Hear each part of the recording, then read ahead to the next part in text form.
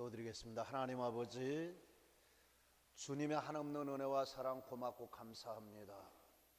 주님께서 큰 은혜를 허락하셔서 귀한 날도 주의 백성들과 함께 귀한 말씀들을 나눌 수 있도록 은혜를 허락하신 주님, 부활절 맞아서 우리에게 주시고자 하는 귀한 말씀이 남김없이 전해질 수 있는 귀한 시간이 되도록 축복을 허락하시옵소서. 예수 그리스도 이름으로 감사하기도 드립니다.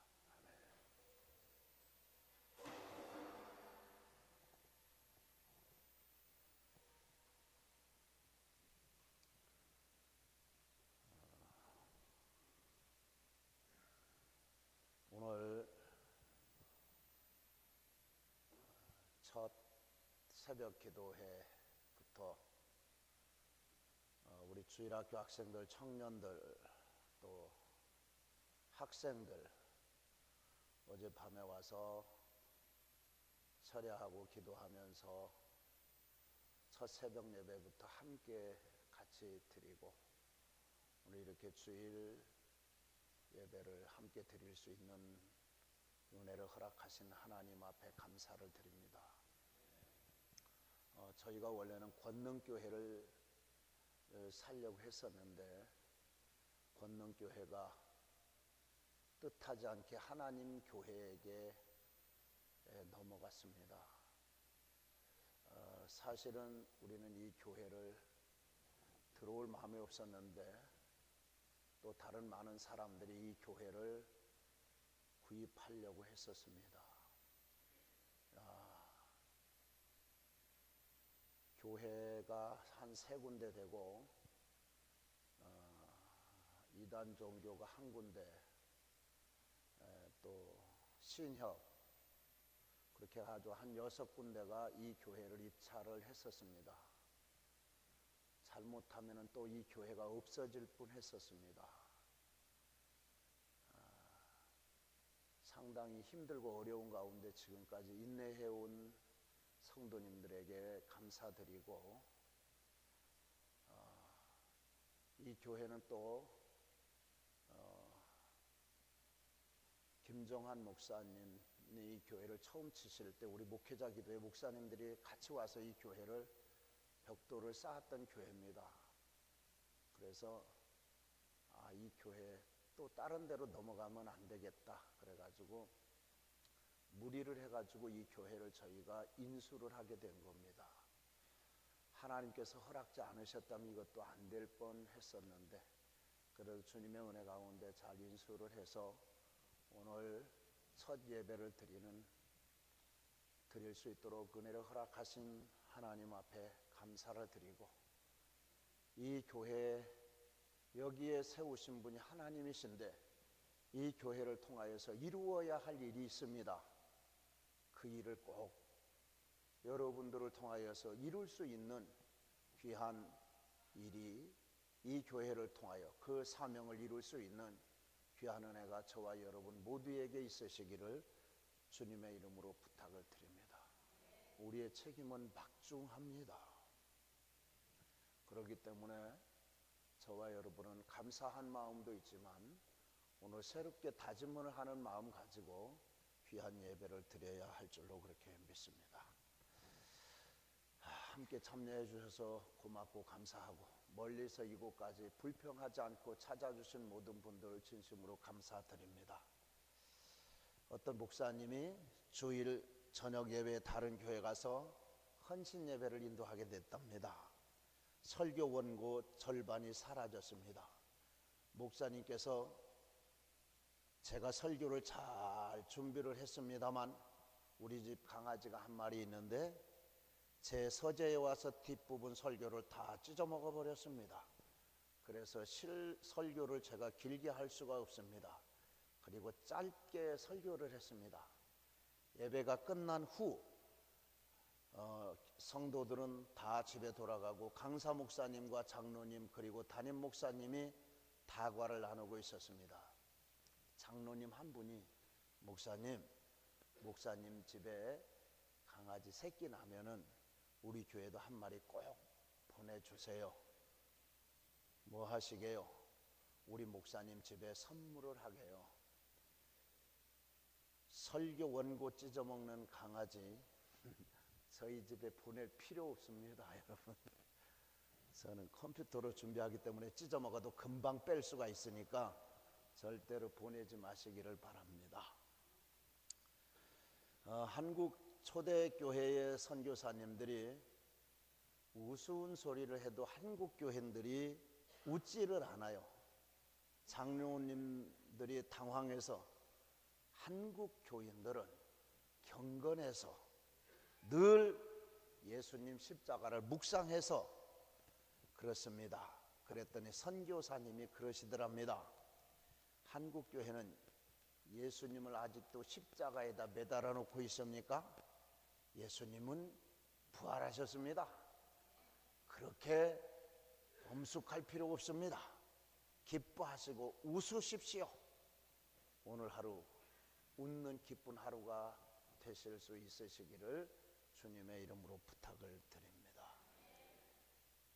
여러분, 제가 오늘 아침부터 저녁까지 하루 종일 해가 넘어갈 때까지 설교를 하더라도 단 한마디입니다. 뭐냐?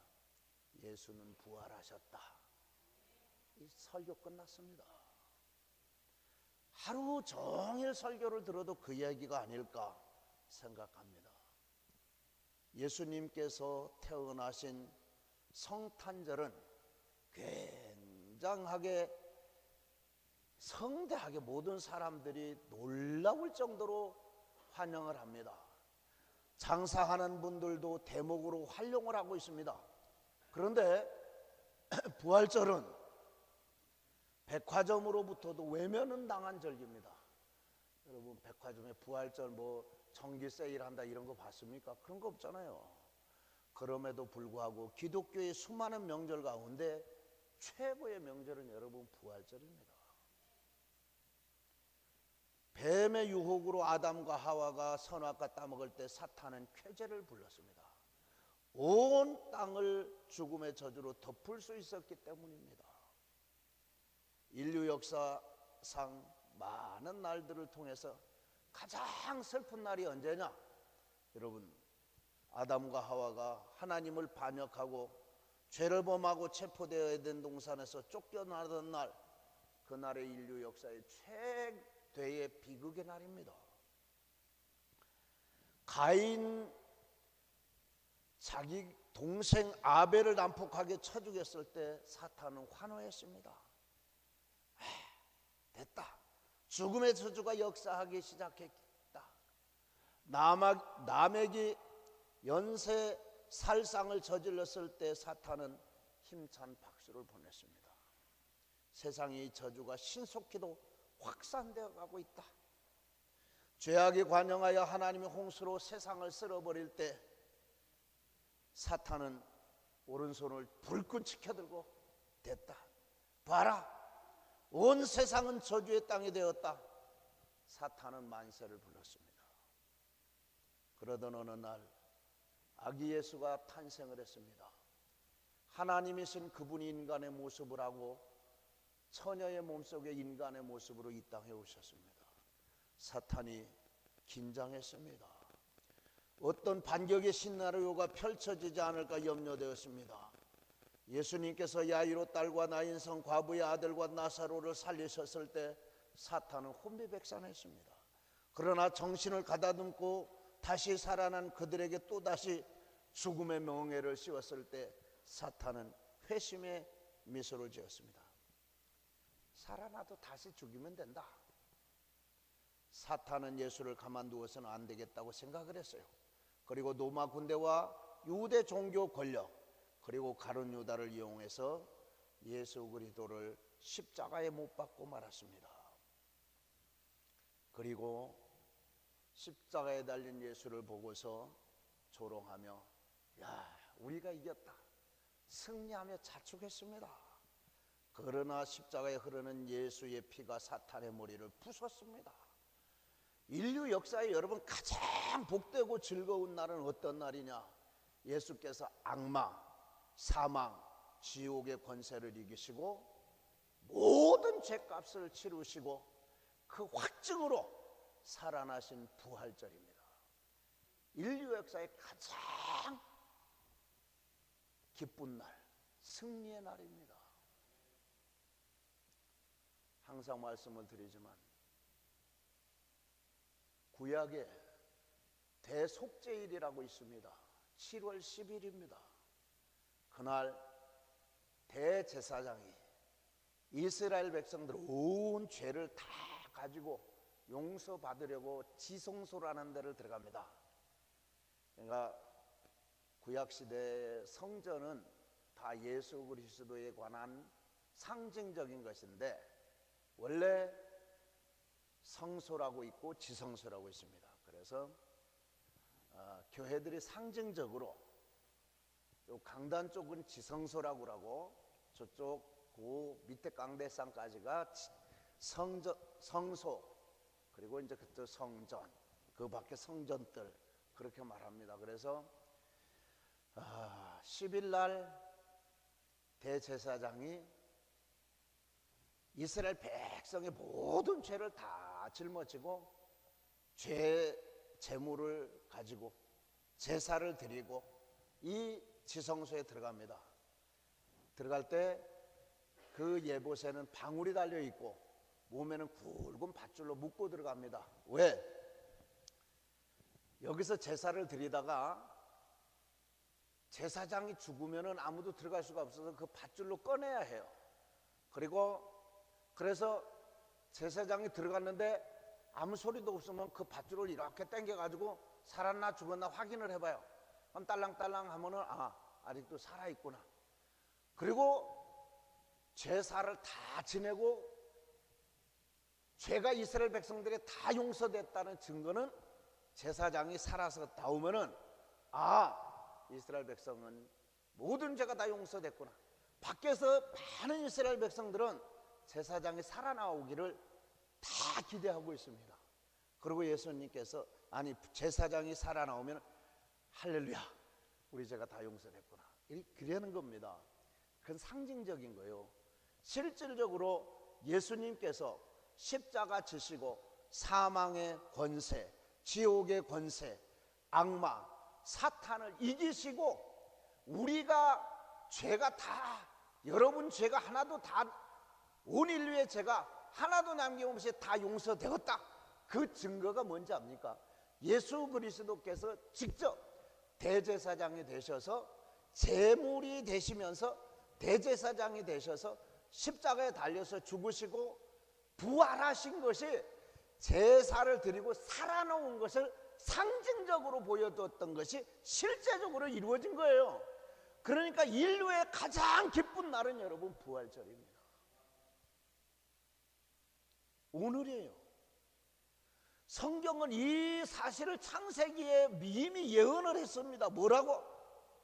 내가 너로 여자로 원수가 되게 하고 내 후손도 여자의 후손과 원수가 되게 하리니 여자의 후손은 내 머리를 상하게 할 것이요 너는 그 발꿈치를 상하게 할 것이니라. 거기 여자의 후손이라는 말이 나옵니다. 여자의 후손이 뭡니까? 대개 남자의 후손입니다. 다 우리는. 그러나 동정녀 마리아를 통하여서, 결혼하지 않은 여자를 통하여서 하나님이 인간의 모습으로 온 예수는 여자의 후손이 되는 겁니다. 그래서 여자의 후손이라는 말이 창세기에 벌써 기록이 되어 있어요.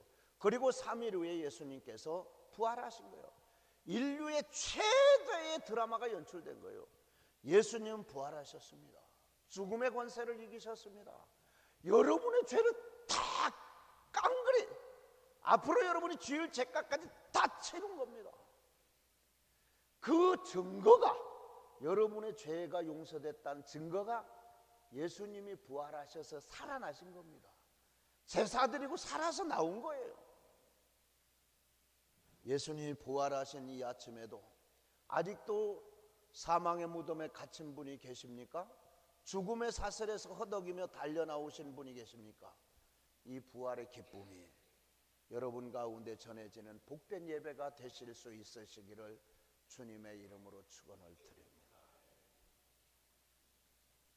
우리가 믿는 기독교 핵심의 알맹이가 뭡니까? 예수님 탄생입니까? 그는 태어날 때 천군 천사가 노래하고 하늘의 별이 움직였습니다. 역사상 단 한 번 그분은 동정녀 몸에서 탄생을 합니다. 얼마나 대단한 사건입니까? 그러나 이 성탄이 기독교 핵심이 아닙니다.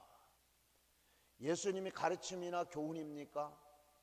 국가의 헌법 기초가 된 모세의 오경과 십계명 모든 성인들을 감동시킨 산상보훈, 이 놀라운 메시지들이 기독교 핵심입니까? 그렇지 않습니다. 그러면 그분이 행하신 기적, 병 고치시고 바람과 풍랑을 꾸짖게 하시고 죽은 자를 살리시고 보리떡 5덩이와 물고기 2마리로 5,000명 먹이고 12광절이 남게 한 것이 기독교 핵심입니까? 아닙니다. 물론 놀라운 메시지들입니다. 그분의 교훈은 대단한 겁니다. 그분이 행하신 기적 대단한 겁니다. 그러나 그건 복음의 핵심이 아닙니다.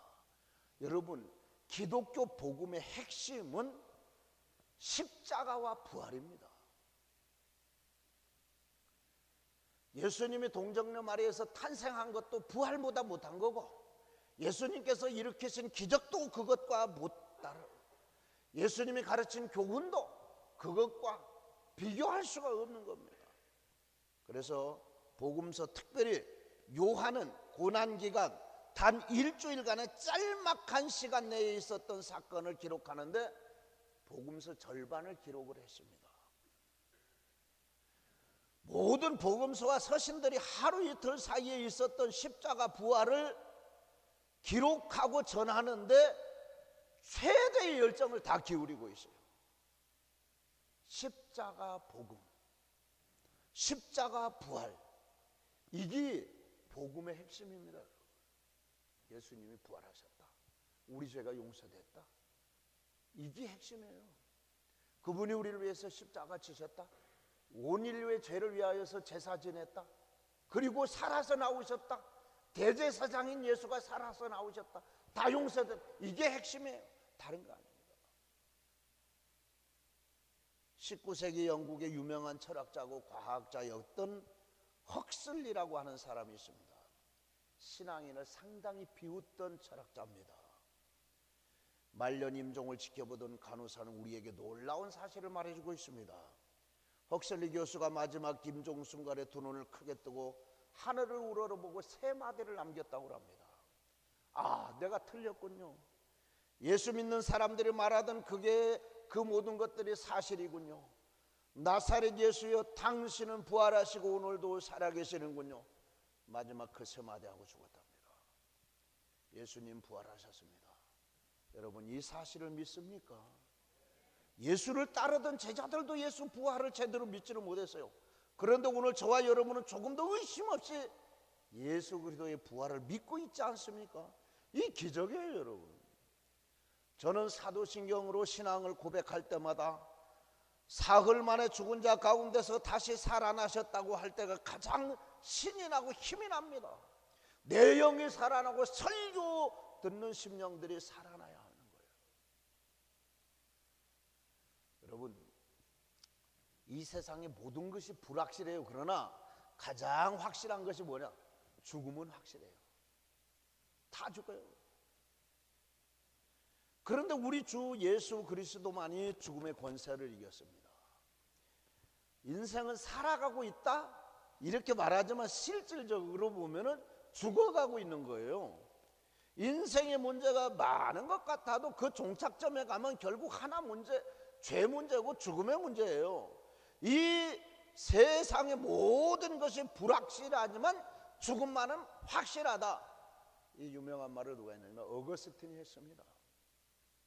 피할 수 없는 이 죽음을 피해보고자 갖가지 헛된 시도들을 해왔어요. 죽음을 피할 수 있는, 생명을 연장할 수 있다면 무엇이든지 합니다. 일찍이 한무제라고 하는 사람은 장생불사하겠다고 승로반에다가 이슬을 받아가지고 그걸 먹었어요. 영원토록 살 줄 알고. 진시황은 불로초 불사약을 구하기 위해서 동방 삼심산에 동남 동료 500인을 보냈어요. 그래도 일찍이 다 죽었어요. 세계 도처에서 지금 꿈을 담은 미라가 있습니다. 이집트라든가 칠레라든가 네덜란드라든가 중국, 소련, 북한. 현대 와서는 그럴듯한 과학적인 근거까지 마련해가지고 사람들을 유혹하고 있어요. 그래서 그 사람들의 뇌세포와 뇌의 구조가 잘 보존되면 심장 박동이나 호흡이 멈춘 후 아무리 오랜 시간이 흘려도 그 사람을 살려낼 수 있다.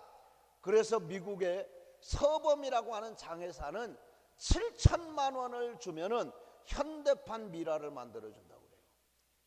엘코 생명 연장사업단이라는 곳에는 1억 3천억 원 정도를 받고 미라의 특별 관리를 약속하고 있습니다. 그러나 여러분, 다 쓸데없는 이야기입니다. 그렇게 해서 혹 살아난다 하더라도 먼 훗날 그 골동품 같은 인간이 살아나면 어쩌자는 거예요. 우리가 이 땅에 100년을 살아도 이 짤막한 기간은 영원한 천국에서 주님과 더불어서 살 준비, 천국에 가서 살 준비를 하는 거예요. 여러분, 이 땅에서는 누리는 게 아니고 이 땅에서는 우리가 펼치고 사는 데가 아니라 영원한 천국에 갈 준비를 하는 거예요. 100년을 살든 200년을 살든 천국에 가서 살 준비를 하는 겁니다.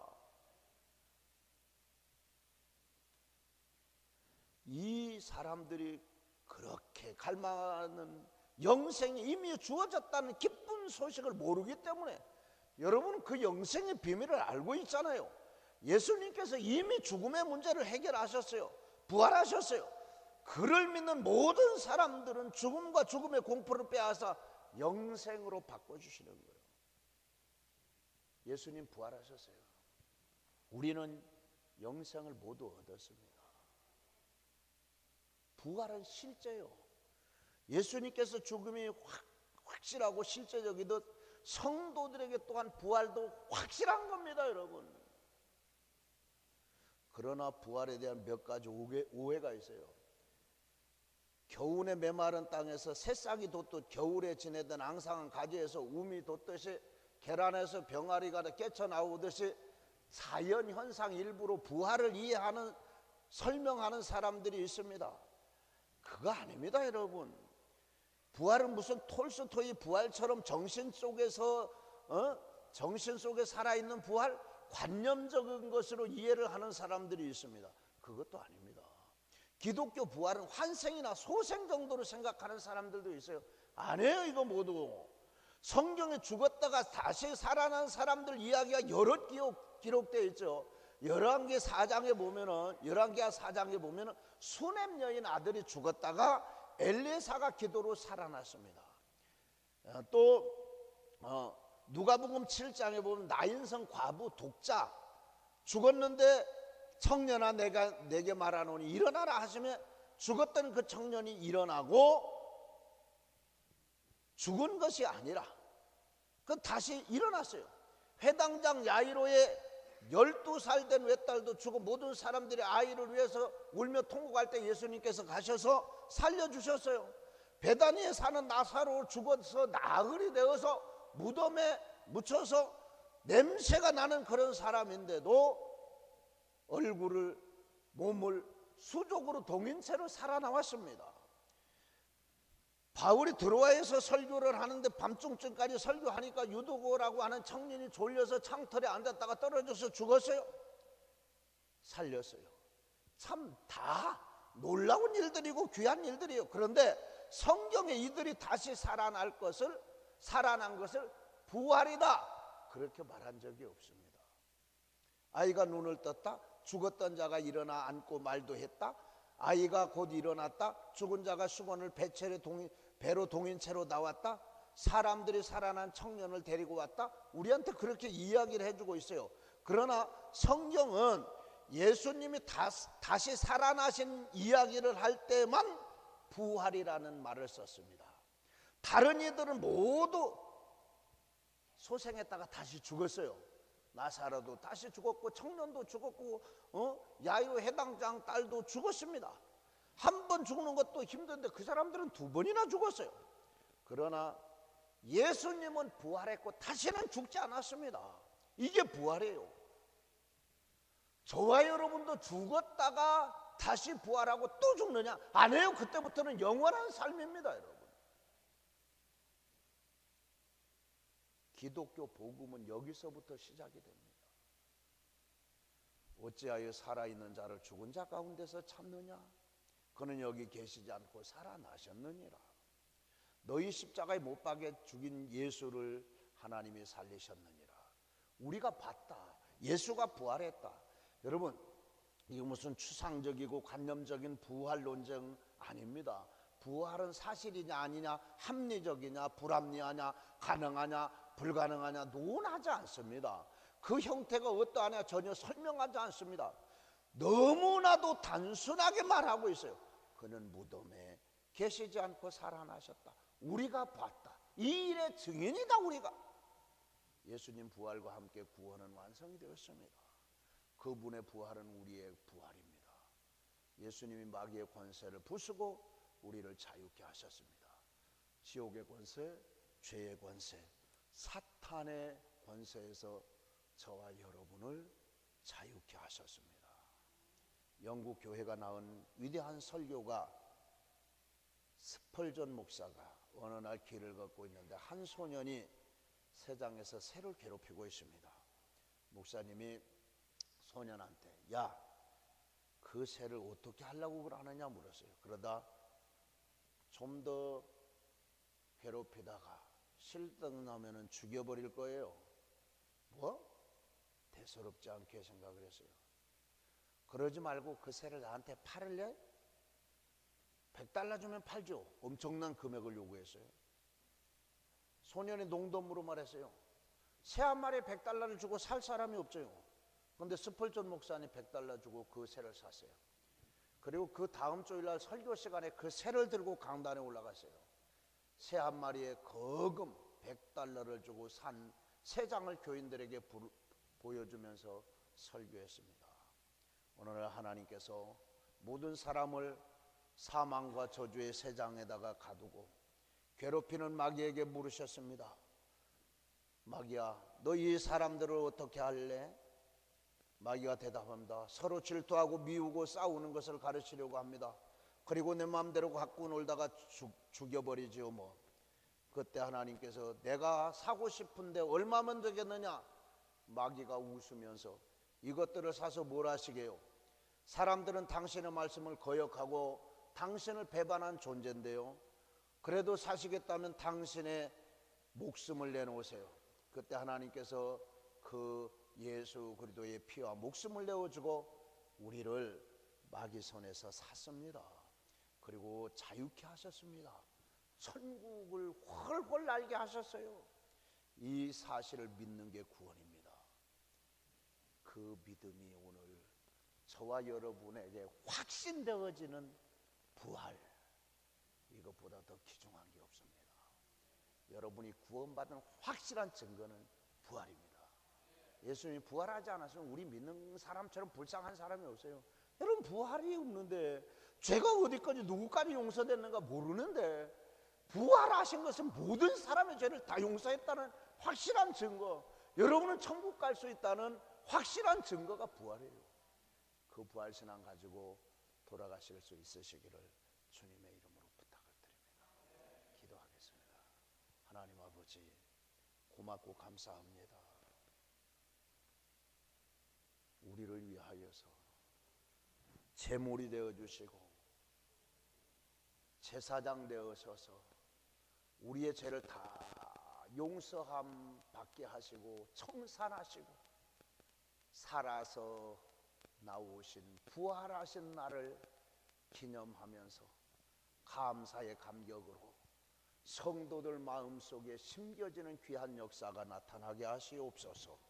예수 그리스도 이름으로 감사하게도 드립니다.